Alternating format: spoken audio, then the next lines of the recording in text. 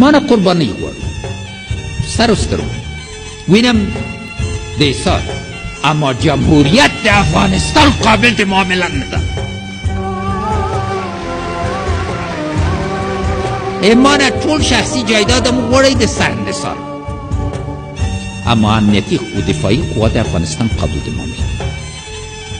ما نه هره قربانۍ غواړئ په سر و سترګو اما حقوق د اساسي ده ښځو نه د افغانستان قابل د معاملت ده دلته باید پوه سو چې بنیادي بحثونه لرو او دې باندې پوه سو موږ بنیادي پوښتنې لرو تاسو پناهګاه لرئ خارجي مملکتو کې